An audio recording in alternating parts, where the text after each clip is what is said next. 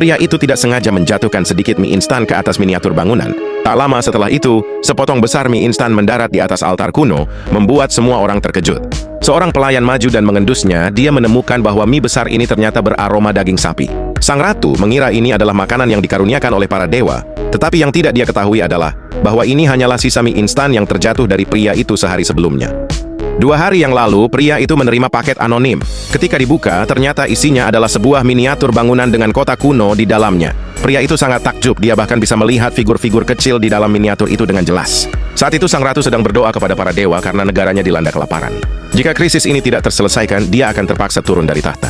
Pria itu tidak sengaja menjatuhkan sisa mie instan ke dalam kota tersebut. Sang ratu menganggapnya sebagai hadiah dari para dewa.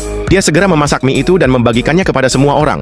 Penduduk belum pernah merasakan mie yang begitu lezat, dan akhirnya semua orang bisa mengisi perut mereka. Pria itu kemudian melemparkan semua mie instan di rumahnya ke dalam kota.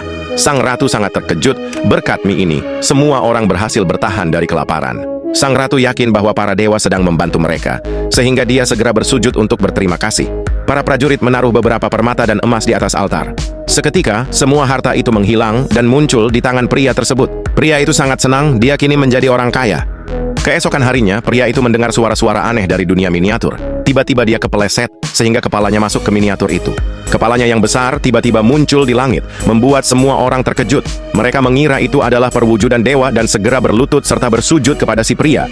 Pria itu melihat bahwa ada peperangan di negara kecil itu, sehingga dia menyemprotkan api ke arah miniatur. Seketika, musuh di medan perang terbakar dan berlarian panik mencoba melarikan diri. Setelahnya, pria itu melemparkan beberapa petasan ke dalam miniatur, dan musuh-musuh langsung terlontar ke udara. Dia berhasil membantu negara lemah itu mengusir musuh. Namun, perang itu memicu wabah serangga. Jika wabah tidak dihentikan, banyak orang di negara itu akan mati. Melihat kejadian ini, pria itu mengambil semprotan pembasmi serangga dan menyemprotkannya ke arah serangga-serangga itu. Tiba-tiba kabut asap mulai turun di dunia miniatur dan semua serangga mati seketika. Tepat di saat itu, pacar si pria muncul. Dia ingin melihat apa yang sedang dilakukan pacarnya. Tiba-tiba, seekor kecoa terbang masuk ke dalam dunia miniatur.